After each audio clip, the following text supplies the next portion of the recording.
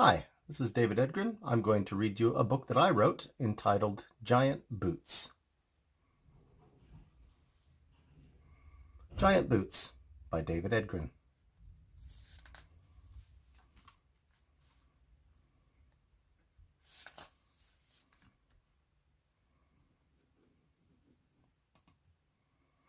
Chapter 1.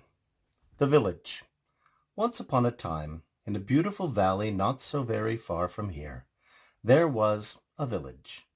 The people who lived there were comfortable and happy most of the time, until the bears came. The bears were big, mean, and angry. They lived under the mountain for most of their lives and were not used to meeting people. One day they found their way into the peaceful little valley through a system of caves that led through the heart of the mountain. They would leave their cave and head toward the sound of happy chatter and laughter that came from the village. Once they were close enough, they would rush at the villagers, swinging their sharp claws. The villagers were quick enough and smart enough to go to their houses and lock the doors whenever the bears came. Every day the bears would come, but never at the same time of day.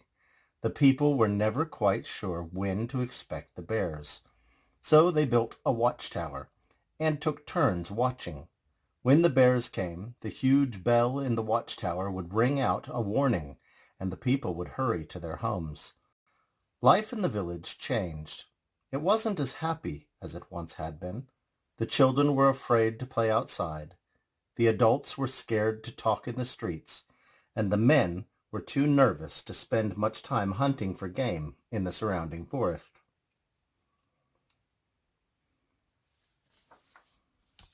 Chapter 2. The Hunter. One day, a lone bear appeared in the village. The bell rang and the villagers ran to their houses, but one of the men, who was a skilled hunter, had grown tired of these bears ruining the little village. He picked up his spear and decided to do something about it. The aim was perfect and hit the bear in the middle of his broad chest. The hunter was horrified when the spear bounced off the chest of the bear and clattered to the ground. It had been the hunter's best, hardest throw, and he knew it. The bear's fur was just too thick and its hide too tough. The bear kept running towards him, angrier now than ever. The hunter turned and ran towards the watchtower as fast as he could. He made it inside and locked the door behind him just as the bear slammed into the tower, roaring in frustration while clawing at the door. The bear gave up. It wandered through the village, looking down each street. With no one to attack, the bear lumbered back to the cave. The villagers had meetings to work out what they should do. Should they build a wall around the village? Should they move to another valley? One cold day, the bears didn't come. They didn't come for the next day either. For days and days they didn't come. The villagers thought that the bears might have gone away. Then one of the children, who had been reading about bears at school, told the grown-ups that bears sleep all winter. It was true. The bears were hibernating. They also realized the bears would be back in the spring. The hunter who had faced the bear took a group of men to the cave, and they piled rocks until the entire mouth of the cave was completely closed. Hopefully, the bears would see that the entrance had been blocked, and they would go back into the mountain and find another way out to a different place. Chapter 3. The Doctor. Larry came home during the winter. Larry had grown up in the village. Everyone always knew he was going to be someone great one day. When he was in school, he was the smartest student of all. He was even smarter than most of the adults in the village. When he finished school, the villagers sent him to a university far away to train to be a doctor. The village needed a doctor. When people became ill, an old woman who usually knew what to do would help them. But when something really bad happened, like a broken bone or a serious illness, the villagers could only watch helplessly. The decision to send Larry to medical school was the best idea the villagers had come up with for a very long time. That is what the village counselors said, anyway. Larry had been away for a few years. Now he was back, and he was a doctor. "Larry! Larry!" shouted one of the villagers as he banged on the doctor's door. "Larry, help me! My arm is broken!" "It's Lawrence, not Larry," the response came from inside. Larry had decided that Lawrence sounded more important. Just right for a doctor. It was his real name, after all. "Sorry, Lawrence," the man replied. "Please let me in. Please help me." Larry opened the door and let the hurt man in. Larry knew what to do. He straightened the man's broken arm and put it in plaster. Then he put it in a sling. He did his work in silence. "All done," Larry said. "Keep it in the sling and don't use it." Larry pushed the man out of the house and slammed the door.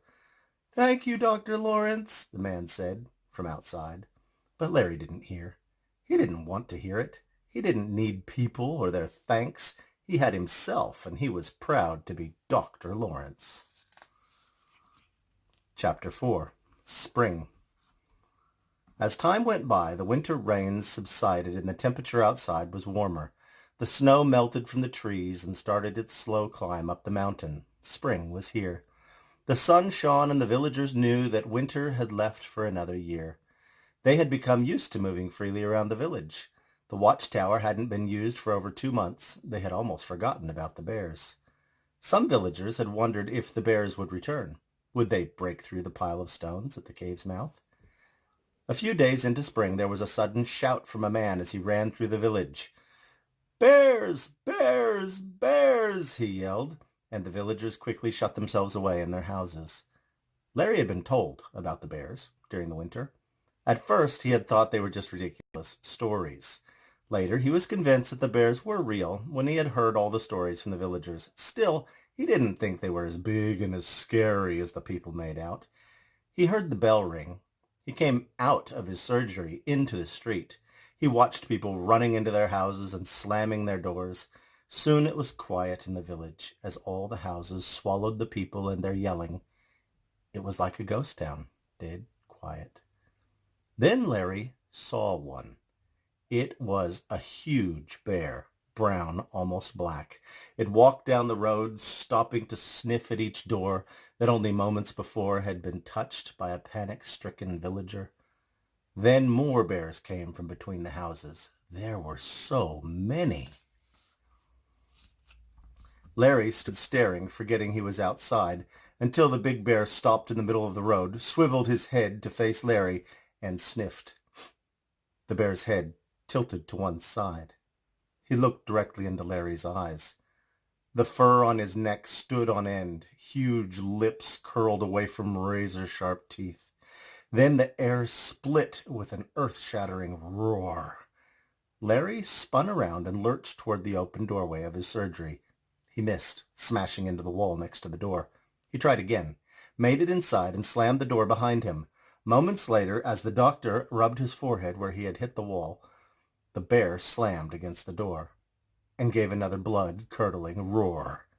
The door rattled on its hinges, and Larry crumpled to the ground, shaking with fear. The bears wandered around the streets, looking for something to do, something to eat, or something to attack. Unsuccessful, they made their way out of the village. Every day the bears came, and every day people rushed into their houses when the bell rang from the watchtower. Everyone was afraid, and no one knew what to do.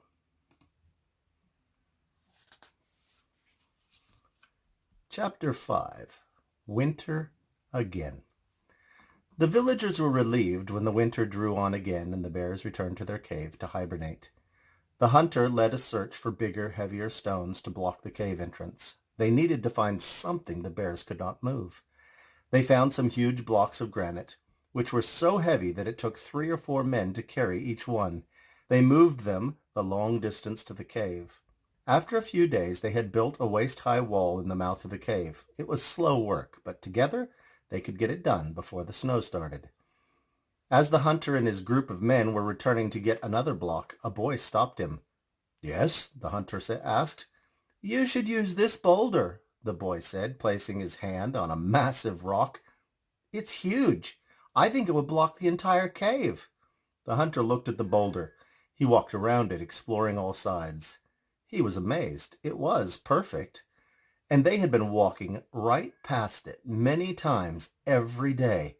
"Help me, men," he said to his group. "Let's see if we can move this thing." The 4 men put their full weight behind it. They pushed, they pulled, they tried to lever it loose. Nothing would make the huge stone budge. As other teams of men walked past, they stopped and helped. Soon every man in the village was putting his complete strength into trying to move the boulder. Every man except the doctor, of course. It was no use.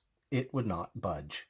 The hunter thanked the boy, turned to the group of men and said, "I need to finish the wall. This boulder is too big for us to move. Let's keep building with the granite blocks."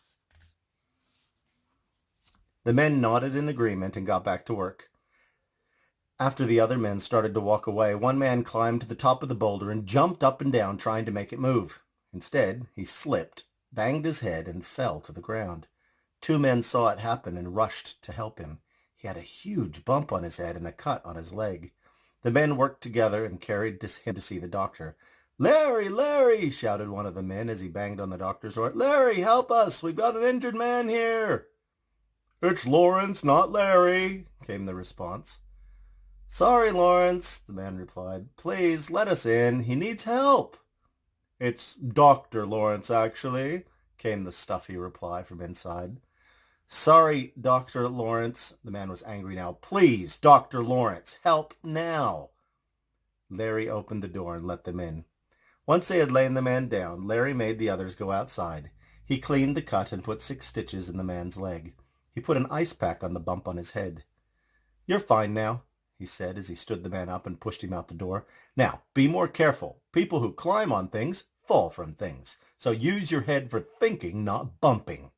He slammed the door behind the man.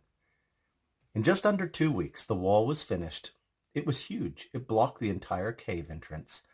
"I doubt the bears will make a dent in that," the hunter said.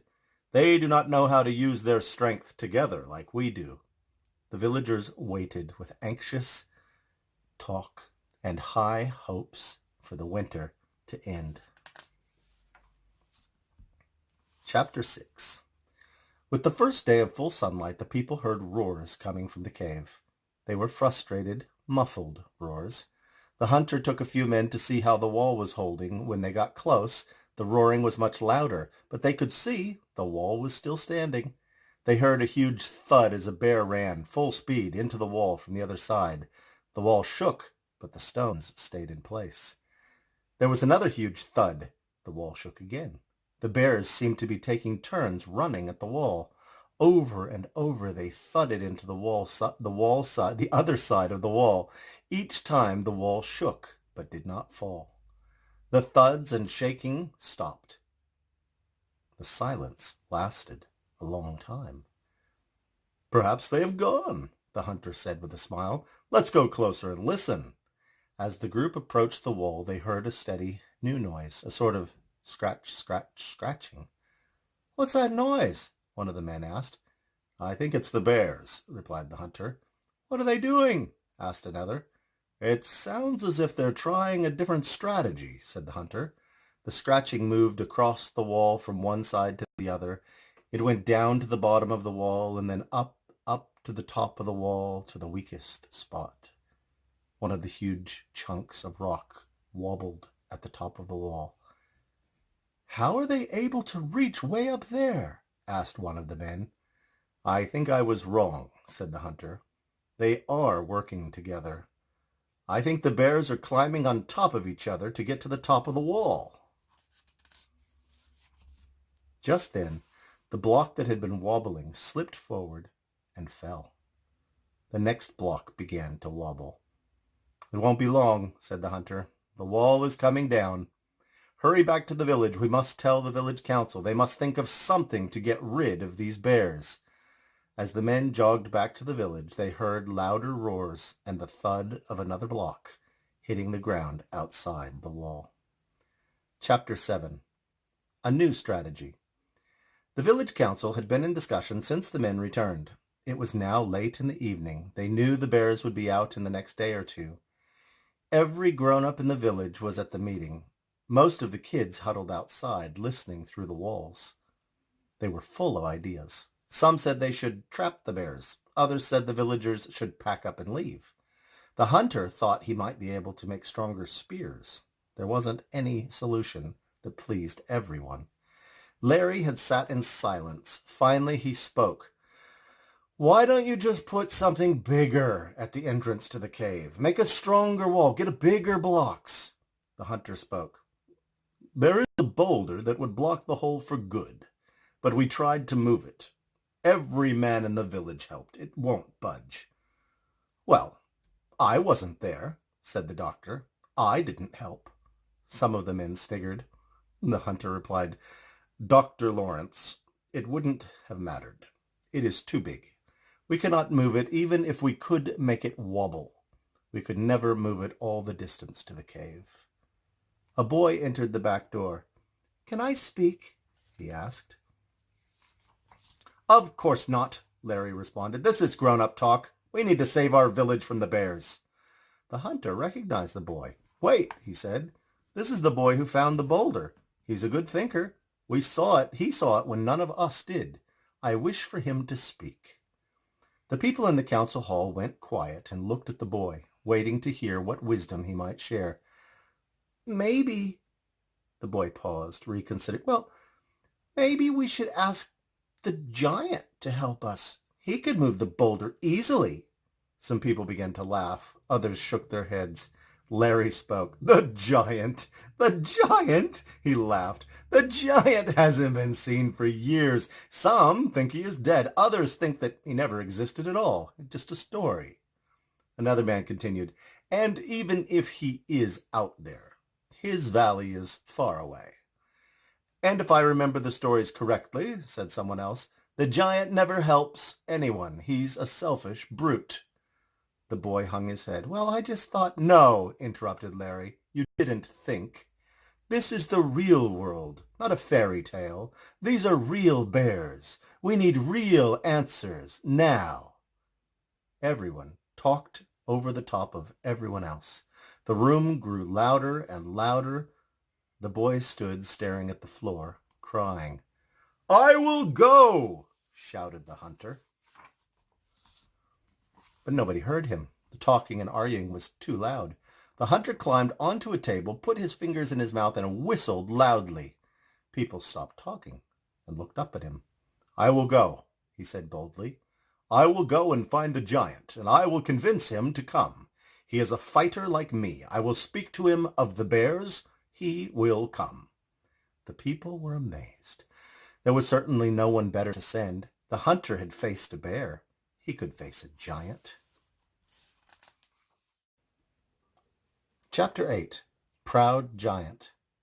That afternoon the bears broke through the wall, but by then the hunter was far away. The villagers had started using their watchtower and warning system again, hoping that soon the hunter would return with help. The hunter walked for days. The days turned into weeks. After 2 months of walking, the hunter found the giant's valley. There was only one way in, down a steep, rocky slope. The hunter made his way into the valley and shouted, "I come in peace! I need your help, great giant!" A large hill at the far end of the valley rolled over and stood up. It wasn't a hill at all, but a very large, very hairy giant. The giant took 3 huge steps. Now he was in the middle of the valley.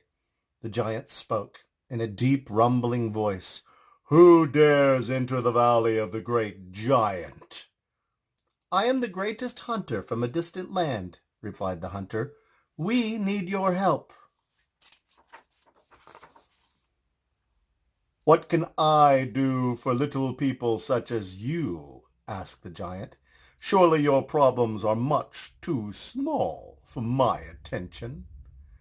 "Bears attacked our village," said the hunter. "There is a boulder. We need your help to block the cave entrance, to trap the bears." "I will help," said the giant. The hunter was incredulous. This had been easier than he thought. "If you can answer my question well enough," the giant continued. "What question?" asked the hunter. The giant bellowed, "Can you wear my boots?" The hunter, without even thinking about his answer, laughed and blurted out, "Wear them? What a silly question. I could live in your boots. They're huge." The giant shook his head sadly, saying, "You have not answered well enough." Then he turned, took 3 large steps, lay down, and looked once again very much like a hill. The hunter stood in stunned silence. Was that it? He had not traveled all this way to be rejected. He walked over to the hill. It took the hunter nearly an hour to get across the valley. He stood next to the huge hill of a giant. "Please come," the hunter said. "We really need your help." He walked around the hill, begging for the whole time. The giant never moved, not even a twitch. After a couple of hours of yelling and demanding attention from the giant, the hunter gave up. There was no response.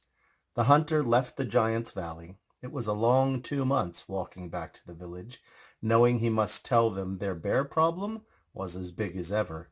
The giant would not help. While the hunter had been away, the bears had come to the village every day, sometimes in the morning, sometimes at noon, sometimes just before dark. The villagers always listened carefully for the bell in the watchtower. One day the bears came early in the morning. After they had gone back to their cave, one of the villagers took his son hunting in the forest. They had been hunting for about an hour when they heard the bell ring. "Twice in one day?" the boy said. "Yes," the father replied. "That is not normal. I didn't think they'd be back. We better run." As the father and son emerged from the forest, they saw the bears running along the tree line, not far behind them. The village was a couple of 100 meters away. "Run!" yelled the father. "We can make it." They ran as fast as they could, but one of the bears was catching them up. A man who lived on the outskirts of the village came out of his house and yelled to them, pointing at his house. "Come into my house, quick!" He had a spear in his hand. They had almost reached the house when the bear jumped forward, raking one of its paws down the boy's back. Then, with another swipe, one claw cut into the back of the father's arm. Just then, the spear whizzed between the father and son, striking the bear in the shoulder. The bear slowed just enough for the two to reach the house. The man who had thrown the spear rushed in after them, slamming the door. The bear was close behind and banged into the door a moment later. "I've been hurt," the father said, trying to look at the back of his upper arm. "Me too," the boy said as he slumped to his knees, out of breath. The man who lived there looked at their wounds. "We need to get you to the doctor," he said. "Luckily, your wounds aren't that bad, but the cuts need proper treatment." The bear had wandered back towards the forest. The man led the father and son to Larry's office. "Larry, Larry!" shouted the man. "Larry, help us! A bear has wounded 2 villagers." "It's Lawrence, not Larry," the response came from inside. "Sorry, Lawrence," the man replied. "Please let them in. They need you." "It's Dr. Lawrence, actually," came the reply. "Sorry, Dr. Lawrence." The man shook his head in disgust. "Please, Dr. Lawrence, please let them in." Larry opened the door and let the father and son in. He told the other man he could go home now, and then shut the door. Larry looked at the wounds. The father's cut was deepest. Larry said, "You're more injured than your son. I will clean your wound first." Larry cleaned the wound with antiseptic. He was surprised when the father didn't flinch or say anything. The antiseptic stung. "Tough guy," thought Larry. "I'll need to give you a few stitches," Larry said. "I just have to give you a couple of injections so you won't feel it." The father interrupted. "Just stitch it up, quickly. Don't worry about the pain. I want you to help my son as soon as you can." Larry raised his eyebrows. "Well, if you insist, but it will hurt." The man said nothing, so Larry threaded the needle and stuck it in the man's arm. He didn't react at all. Larry finished the stitches, amazed at how tough this man was. Larry went over to the boy. "You will need to lie down," said the doctor. "You have 3 scratches on your back from the claws. I'll clean 2 and leave them, but I will need to put a stitch or 2 in the other one." The boy nodded bravely. Larry washed the 3 scratches. Then he dabbed some antiseptic on a cotton ball and pressed it on the first scratch. The boy sucked in air with shock. That stings, he said. Yes, it does, Larry said, but we've got to kill the germs. Larry put the antiseptic on the other two scratches, and the boy reacted both times. He didn't like it at all.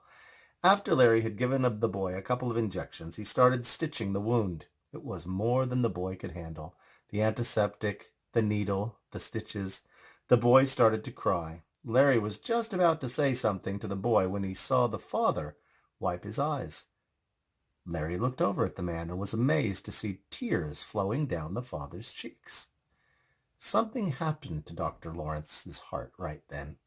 Something Larry couldn't understand. Something wonderful. The father could handle all the pain in the world as long as it wasn't happening to his son. Larry realized the father loved the boy more than anything else in the world. That's when Larry's heart changed. He wanted to be that kind of man, like the father. Larry realized he no longer wanted to be Dr. Lawrence, so people would think he was amazing. He wanted to be Larry the doctor, who helped people because he loved them. Larry finished the last stitch and wiped a tear from his own eye. "You will need to keep these clean," he said. "Be careful, and I hope you feel better soon." Larry opened the door and said they could go. As they left, the boy looked into the doctor's eyes. "Thank you, Dr. Lawrence." "You're welcome," he said, "and please, call me Larry." Chapter 10. Giant Truth. Larry was a good doctor. He helped people with a smile for the rest of the summer. He gave treats to the children, said kind words to the adults, and cared for all the people from the bottom of his heart. When the hunter returned, everyone was sad to see he was alone. The hunter told the village council what had happened. They listened to the story of his journey. It was a great story, even if he had returned without the giant. When he finished, people started talking about the right answer to the giant's question. One person said the giant was mean and wanted people to say that they were afraid of his boots because they could stomp anyone to death. Another villager said the giant was selfish and wanted to hear how great he was. Lots of people had lots of ideas, but no one knew what to do next. Summer was coming to an end. When the winter had passed, they would send someone else to talk to the giant. They had all winter to decide what answer to give the giant. For now, they would have to put up with the bears for another year. It was a miserable situation, and no one wanted to leave the council meeting and go back to real life outside. Larry was at the meeting, listening carefully. He heard the hunter's story. He heard the many answers people suggested. Then he spoke. "Tell us again," he said to the hunter, "exactly what the giant said about your answer." The hunter stood and answered. "He just said, 'You have not answered well enough.' Then he ignored me." "I know what to say," Larry said with an excited smile. "I know what the giant needs to hear. I will go, and I will speak to him right now." "It's too far," the hunter said. "You will barely get there before winter. You'll never make it back before the snow." "I must go now," said Larry. "The giant will bring me back." "Very well," said the hunter. "I will draw you a map." The villagers started to cheer and clap. Many asked Larry what he was going to say. What would his answer be? Larry just said, "I will just tell him the truth." Larry left in the dark while the bears were asleep. By the time the bears came out of their cave the next morning, Larry was far away. Chapter 11. Well Enough. 2 months later, as the snow started to fall on the mountains, Larry climbed down the rocky hillside into the giant's valley. As he walked into the clearing, a large hill at the far end of the valley rolled over and stood up. 3 huge steps later, the giant stood before the doctor. In a deep, rumbling voice, he asked, "Who dares enter the valley of the great giant?" "I am a doctor from a distant land," replied Larry. "We need your help." "What can I do for a people as little as you?" asked the giant. "Surely your problems are much too small for my attention." "Our hunter told you of the bears attacking our village," said Larry. "We need you to move a huge boulder to trap the bears by blocking the cave entrance." "I will help," said the giant, "if you can answer my question well enough." "What is your question?" asked the doctor. "Can you wear my boots?" the giant bellowed. Larry was impressed by his loud voice. He replied confidently, "Not any more." The giant took a step toward Larry. "Are you suggesting you used to be as big and as great as me? Were you once a giant like me?" "No," Larry replied, "but I used to walk in your shoes." "How could you walk in my shoes with such little feet?" asked the giant. "I was the smartest kid in my village," Larry said. "They sent me away to become a doctor. When I came back, I was great. I was the only one who had been to the big city, the only one who had been to university, the only one who could heal their cuts, bruises, and broken bones. I was the doctor, and I was a giant compared to them." A rumble came from the giant's throat. Go on." "I was so proud of myself," said Larry, "that I treated everyone as though they were useless and annoying. I didn't need them or want them, but they needed and wanted me. Then a bear attacked a father and his son. The man was tough as I fixed his wounds, but when I fixed his son's wounds, the man cried." "He cried?" the giant murmured, interrupting, clearly caught up in the story. The doctor's story. "What happened next?" the giant asked. Larry continued. "Seeing the way the man loved his son changed me. It made my heart hurt. I wanted to love people.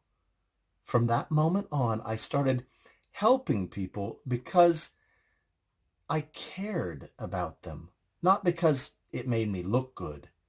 Larry stopped and shuffled from one foot to the other, looking down at his shoes. Then he looked directly into the giant's eyes and spoke. "So no, I cannot wear your boots. Not any more." The giant leaned right over the doctor. A huge tear trickled down the giant's nose and splashed on Larry. It was as if a bucket of water had been poured over him. The giant lowered himself to one knee and laid his hand on the ground in front of Larry. Larry stepped into the giant's huge hand and walked to the middle of his palm. The giant lifted the little doctor high in the air until he was looking straight into the giant's eyes. In a whisper, choked with tears, the giant said, "You have answered well enough." Then, standing to his full height, the giant stepped out of the valley and started to run. Chapter 12. Giant Change. A few hours later, they arrived at the village. The giant's strides were gigantic. The villagers heard the thud, thud, thud of the giant's footsteps and gathered at the watchtower. They watched as he ran through the forest. They could see his head above the trees. They watched as the giant ran across the valley toward the village. They watched as he ran right past them towards the boulder. As he rushed past, some people said they heard Larry's voice call out, "We'll be right back." From where he sat, high up in the giant's hand, Larry could see that winter had come to the valley. The mountain tops were all white. The bears would be asleep in their cave. The giant reached the huge boulder with his free hand and picked it up like a football. The village people ran to the cave and arrived just in time to see the giant lower the huge boulder into the entrance. It was a perfect fit. He gave it a push and it sank into the mouth of the cave. Rock grating against rock, biting into each other. The cave was sealed. The bears would never return. The people cheered and shouted, "Larry, Larry, Larry!" The giant faced the crowd and opened his hand so Larry could see the people. Larry clapped his hands with the people. Then he put his fingers to his lips. A finger to his lips. The crowd went quiet. "Don't thank me," Larry said. "Thank this great giant. He has chosen to help us." The people clapped and cheered for the giant. Then the giant held up his finger, his huge finger to his lips, copying Larry. The people grew silent. Neither Dr. Larry Nor I deserve thanks today, boomed the giant. It is all of you, for without you, neither Larry nor I would have helped you today. The people stood in stunned silence. They looked at each other in confusion. What could the giant mean? What had they done? The giant continued, You have loved each other. Your love changed Larry's heart, and his heart has changed mine. You have all answered well enough. The people cheered. Then the hunter approached the giant. Before you go back to your valley, we would like to give you a gift, great giant, he said. Ask for anything, and we will gladly give it. The giant paused for a moment and said, I would like very much to stay here. I want to learn to be like you, to love and be loved. May I stay and be the protector of your valley? The people cheered with joy. They danced around the giant's great boots and dodged the huge tears of joy that fell from his eyes, and they all lived happily together in harmony and love.